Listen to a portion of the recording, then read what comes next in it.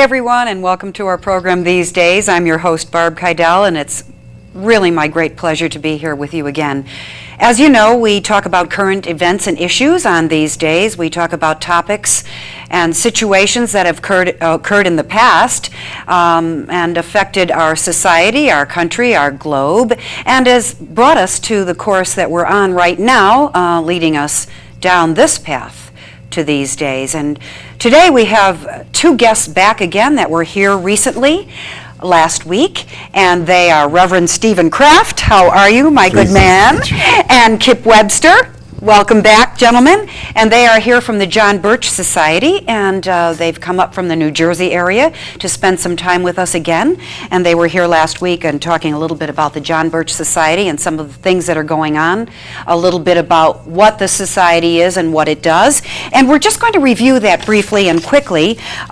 Kip, if you would be so kind to tell us a little bit about what you do in the society and actually what is the John Birch Society, and quickly summarize that for us, if you would. Okay, well, the John Birch Society is a constitutionalist organization.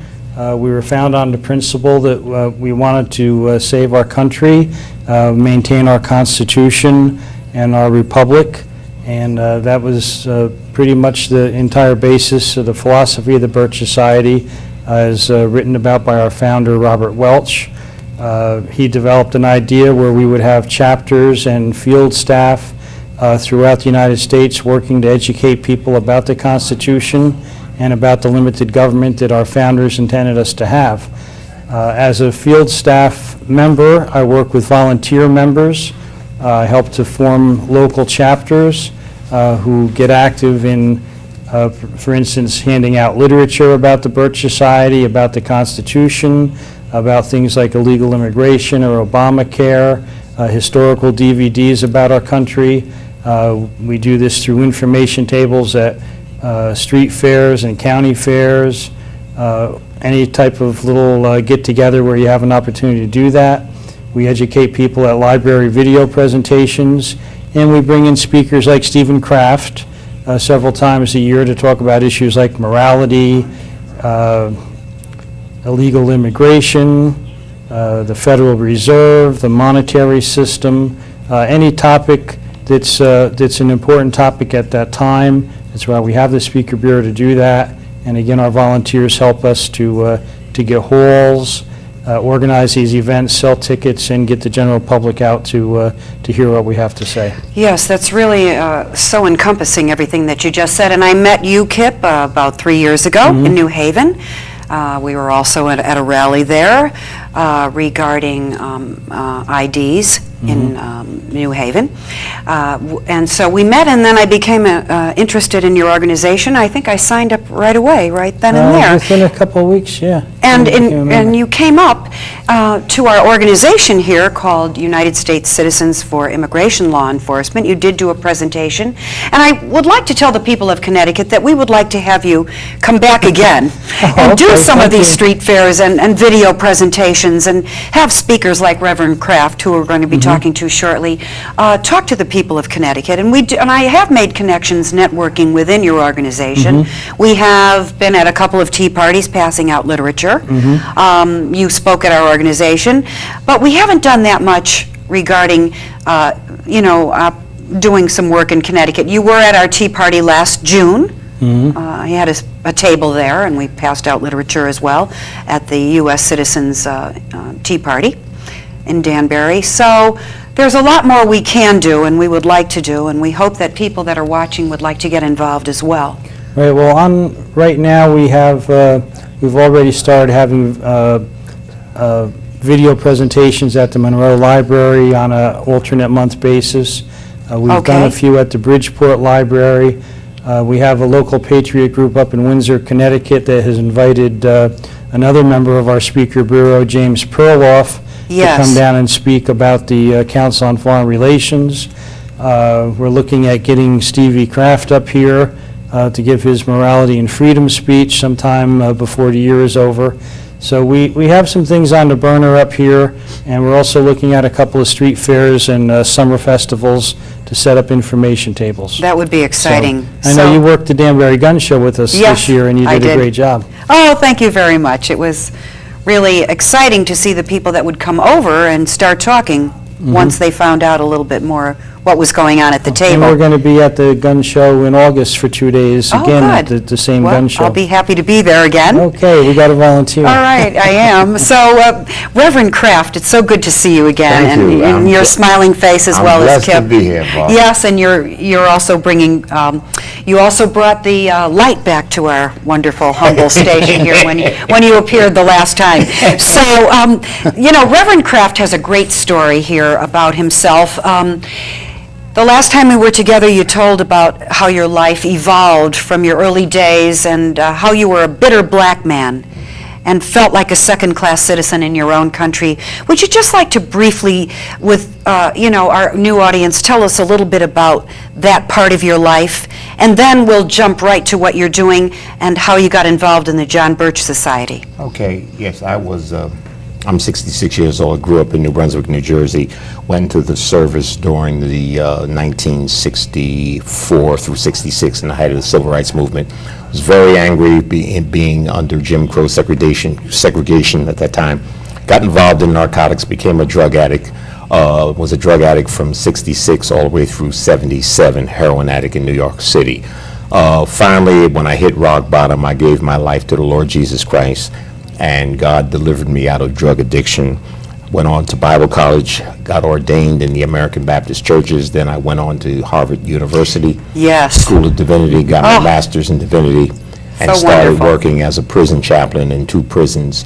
And also I worked as a teen abstinence educator in urban schools in northern Jersey, and also worked as an alcohol and drug counselor. Now I'm working basically self-employed, trying to develop and moving toward developing my speaking business and working more. Oh. Yes, working on developing that, taking that to a higher level. Oh, I see. Right. As well as with the John Birch Society Right. Speakers Bureau. Right. Two separate entities here Well, we're talking about. Yes, motivational speaking on one hand, going into, I want to get into universities, I want to get into the academies, I want to get into community colleges, I want to get into high schools. Yes. Because I know that it's important that we reach young people with Yes. this freedom message.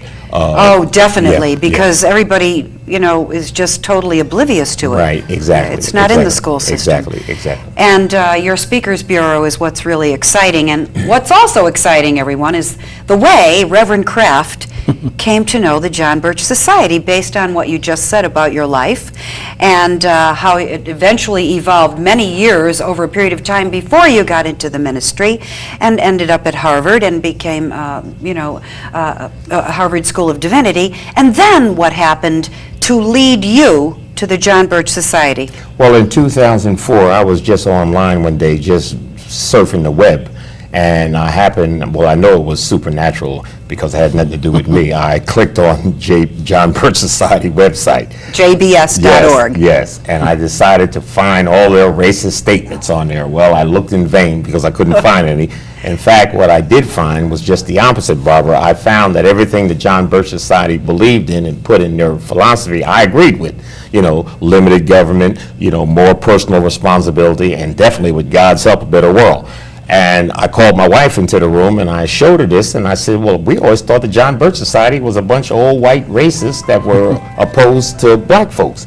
So I got on the phone, I called the John Birch Society in Appleton, Wisconsin, got Julie Dufresne on the phone and confessed and told her to send me an information packet, which she promptly did. And the wife and I joined. That was in 2004. We've been members ever since. And then later on, when they found out that I had speaking talents, they invited me to become part of the Speakers Bureau, speaking on the issue of morality and freedom.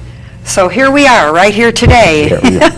which is really exciting to me. And, just going back in time to the street of New Haven where I met you, and then over the past few years getting to know you and now Reverend Kraft and some of the people involved in the John Birch Society and going to some of the meetings and the council dinners that you've had up here.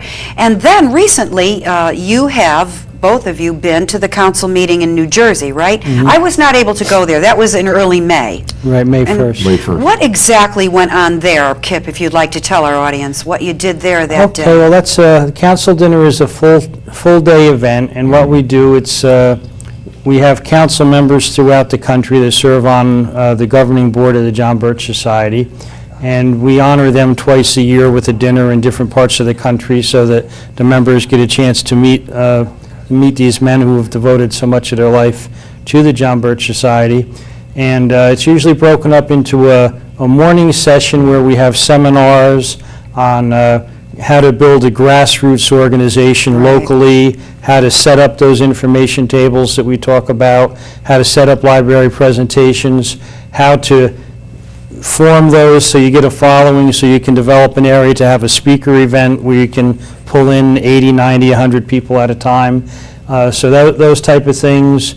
We also had one of our members talking about the Constitution and how you can work to educate people on the Constitution. One of our Jewish members was talking about how the John Birch Society gets the bad rap on anti-Semitism when actually it's statism and the total power of the state that has created all these Holocausts around the world.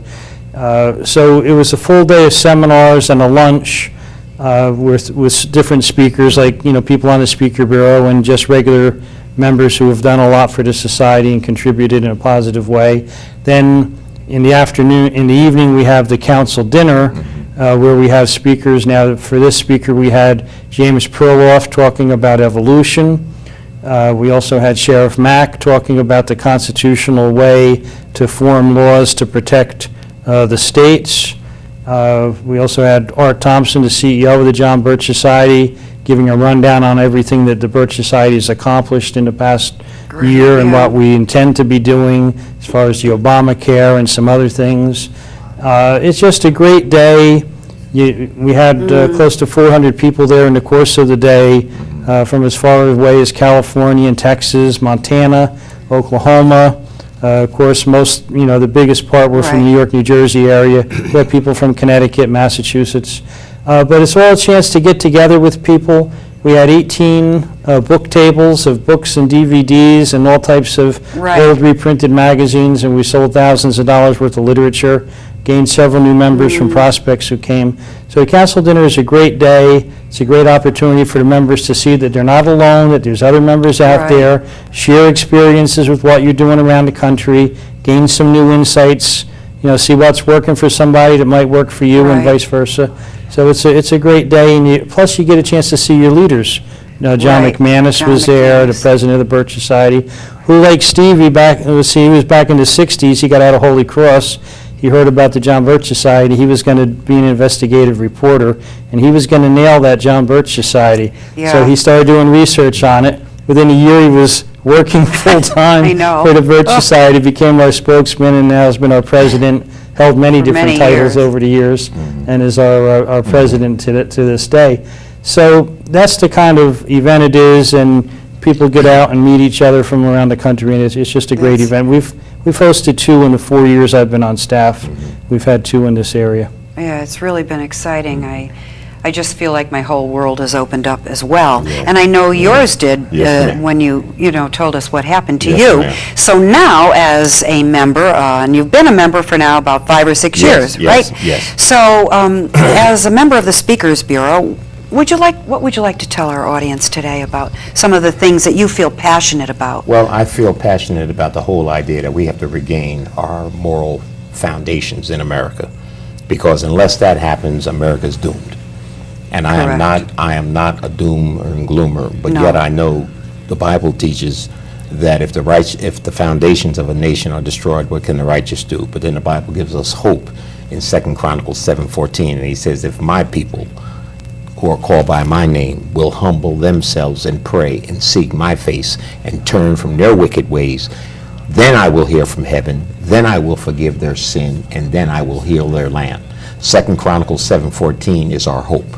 If we, the good people in America, will turn back to God and pray and implore the Spirit of God to save America, America can be saved. I agree. Conversely, if we don't, America's finished. And no one knows exactly how we're going to go. I know. Where do you see us right now, in your own opinion? We can go either way. And that's why I'm a part of the Birch Society. That's why I'm a part of the Speakers Bureau. That's why I want as many opportunities as God will permit for me to get out on the speaker's circuit, wherever, and put this message out. Well, I'm so glad that you're here and that you are putting your message out. And what would part of your message be today regarding your book? Well, let's talk a little bit about a book that you wrote, as well as some of your presentations. What would you like to start with? Well, this is a booklet. It's a short read. It's only 31 pages that can be read by your viewers within one night. But I would say to your viewers, Barbara, that if they love our country and if they value and cherish their freedom as the greatest nation on earth, they are going to have to begin to go back to the book. The book. The book. And begin to obey God and follow the principles that God has set off. The Freedom Calendar, which I also, when I do my presentation. Yes, let's show some of these. It talks about what the Declaration of Independence said when it said, whenever any form of government becomes destructive of these ends, the ends being the rights of the people of life, liberty, and the pursuit of happiness, it is the right of the people to alter that government or to abolish it and to institute new government, laying its foundation, there's that word foundation again, on such principles, what are those principles, life, liberty, and pursuit of happiness, and organizing its powers in such form as to them shall seem most likely to affect their safety and happiness. That's it right there. That's it. So what can we do? What can you tell what is going on in America now that leads you to believe that this could happen? That we can do this? If we go? Yes, we have two choices. There's only two ways we can go. There's no third option. We're either going to go into freedom or we're going to go into bondage. There's no third option in this thing. And I challenge our viewers to choose freedom. As God said through Moses in the book of Deuteronomy, I set before you this day life and death, blessings and cursings. Then God tells us through Moses, choose life, that you and your descendants, our kids, our grandkids, and our great-grand may live. God says, I give you two choices, life and death, blessings and cursings. But then he tells us what's the right choice. Choose life, choose blessing, don't choose death, and don't choose cursing. Yet everything in our society seems to point that we're embracing death and bondage. See, so we have got to, and that's why any of your viewers that have organizations that would like me to come and speak on these spiritual issues and spiritual matters, I am open to do that. That is wonderful. So, in terms of the John Birch Society and your Speakers Bureau and what you're doing around the country, have you seen an awakening to this without a power? doubt. And what have you heard? What have people told you who haven't been at the John Birch Council meetings and people that aren't fully involved, that you've been at the street fairs, you've passed out literature? What do you hear? One of the things, and you probably noticed this too when you were working with us, we don't just talk doom and gloom about how bad things are. Now, you have to have a lead-in, of course, but you have to also offer hope. You have to have a program. And that's what one of the things the Birch Society has is we don't just bring people in for a video on global warming or anything and just talk gloom and doom. We have action steps. Contact your state legislature. Contact your congressman. Form a committee. Send letters out. Get several people to go visit a congressman. Try to educate your fellow citizens. One of the great things we have, and you saw it working earlier this year, we have the Freedom Index. Now, we have a magazine that comes out twice a month, the New American. I have it right here. The Freedom Index comes out every 6 months. Yes, you have one there. Yes, this is the latest New American. Can you tell the viewers the definition of the Freedom Index and show us some of the things that you're getting out of it related to Connecticut as well? All right, well, the Freedom Index is a constitutional scorecard. And what it has is the voting record. We take 10 of the most important issues every 6 months, and we define them as whether a vote yes or no is constitutional or unconstitutional. And then we create a scorecard, as you can see. We have a listing. You get a plus or a minus. If you vote constitutional, you get a plus. Unconstitutional, a minus. And at the end of the 10 votes, you get your plus or minus or a zero. Unfortunately for the state of Connecticut, the congressmen that you have here are all zero right now. So, all zero. If our Constitution is based on limited government and following the way of the Founding Fathers, the state of Connecticut's not doing too well Yeah, on that. isn't that terrible? But on the other side Yeah. of the coin, nationwide, only about 37, the rating is about 37% of the time that anybody votes for the Constitution. Oh. Now, you have a few people that stick out. You have Scott Garrett in New Jersey has a solid 90%. You have Duncan of Tennessee is a solid 100, and Ron Paul of Texas Yes. is a solid 100. But some of them are pretty dreadful. They put their hand on the Bible when they take the oath Yeah, of office and say yeah. they're going to preserve and defend the Constitution of the United States. So how can they explain that they vote against it all the time? Exactly. Yeah. They vote Good in a question. globalist ideal of one world government type stuff. They're not voting Constitution, which means limited government and honoring the rights of the people. So this little scorebook has become very popular in areas where we do a Yes. lot of information tables and go to tea parties and town, when Town the hall. candidate nights and things Town like hall. that, town hall meetings, where a congressman with a bad record is starting to dread seeing our members standing out in front of the hall handing Yes. these out. But on the other side, we have people who are running for Congress against some of these unconstitutional candidates who are now putting right on their campaign posters, "I am a constitutionalist." And they might blow up the section of Yes. the scorecard that has their opponent's record on it. And they're saying, well, if I'm elected, I'm going to do a lot better than the 0 rating. And we've actually had some people, especially down in New Jersey, who try to confiscate these before people can walk into the Oh, my to the room. goodness. Oh, yeah. And people say, no, we're not giving them up. And you've seen that. So, yeah, So, our members have reported back to me on that. Wow, so this is really exciting in terms of how people are being influenced by this, and they actually are.